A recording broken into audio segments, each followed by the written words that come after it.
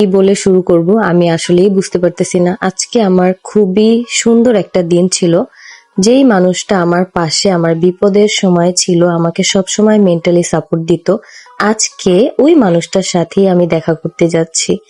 অনেকদিন দেখা করব কিন্তু দেখা হচ্ছে না। কারণ আমার সেই প্রিয় মানুষটাও দেশের বাইরে চলে যাবে, যার জন্য আমার মানে কতটা যে খারাপ লাগতেছে সেটা আমি বলে বোঝাতে পারবো না। আসলে এই মানুষটার সাথে আমার পরিচয় অল্প কিছুদিন, কিন্তু আমার মনে হয় যে যুগ যুগ ধরে তার সাথে আমার অনেক পরিচয়। আমাদের অনেকের মনে একটা ভুল ধারণা, সেটা হচ্ছে যে টাকা ছাড়া কেউ কখনো হয়তো কাউকে সাপোর্ট করে না। কিন্তু এই মানুষটা, আমি দেখলাম যে আমাকে মেন্টালি সে এত পরিমাণ সাপোর্ট দিতেছে।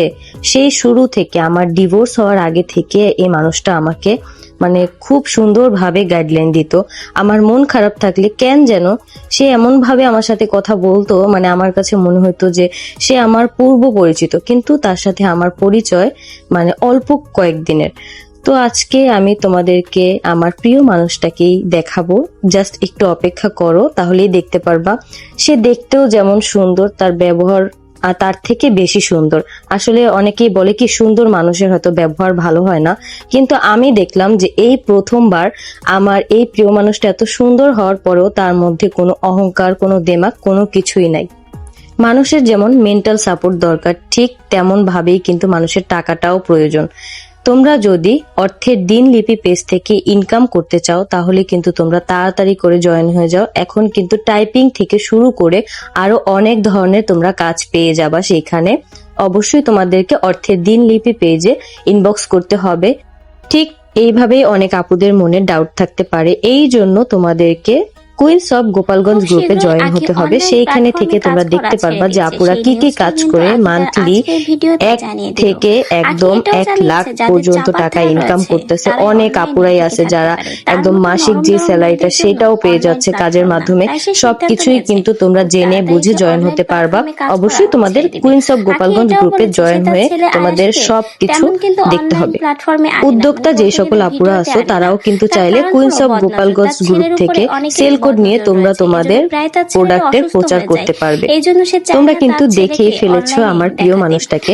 এখন না বাইরে গেলে কেন যেন আমার দামি দামি খাবার একদমই খেতে ইচ্ছে করে না। একদম শর্ট হচ্ছে একদম কম টাকায় যে খাবারগুলো খাওয়া যায়, সেই খাবারগুলোর প্রতি আমি যেন কেন এখন অনেক বেশি আসক্ত হয়ে যাচ্ছি। এই যেমন ফুচকা, চটপটি, বেলপুরি, তারপর হচ্ছে চা, কফি, ছোট ছোট কফি, এইগুলাই আর কি অনেক বেশি খাইতে ইচ্ছা করে। সব থেকে বড় কথা কি, যেই সব মানুষ লাইফে অনেক বেশি অহংকার করে, তারা কখনোই জীবনে কিছু করতে পারে না। তাদের শুধু একটা জিনিসই থাকে, চাপার ধার। সেই চাপার ধার দিয়ে হচ্ছে তারা বড় বড় অনেক কথা বলে, কিন্তু তারা কোনো কিছুই করতে পারে না। আর তোমরা যারা দেখো না আমি অনেক চুপচাপ থাকি, আমি না অনেক শান্তিতে আছি, মেন্টালি ভাবে আমি অনেক ভালো আছি, যার কারণে তোমাদের সাথে আমি প্রায় অনেক কিছুই শেয়ার করি না। তার কারণ হচ্ছে বদনজর বলে একটা কথা আছে। এই জন্য তোমরা কিন্তু আয়াসকেও দেখবা যে আমি খুব কম দেখাই ক্যামেরাতে, কারণ আয়াসকে মাঝে অনেক বেশি দেখানোর ফলে দেখলাম যে আয়াসের শরীরটা অনেক বেশি খারাপ। আসলে জানি না এগুলো কেন হয়, নাকি মনের কিছু একটা, আমি আসলে জানি না। তো এই জন্য দেখবা কি আমি সবসময় চুপচাপ থাকি, কারণ আল্লাহর কাছে প্রতিনিয়ত আমি বিচার দিচ্ছি। তুমি যদি সৎ থাকো, ভালো থাকো, কখনোই তোমাকে টেনে হেঁচড়ে কেউ নিচে নামাতে পারবে না। শুধু আল্লাহর উপরে ভরসা রাখবা, আর কোনো কিছু না। আমি এই কথাটা সবাইকে বলবো।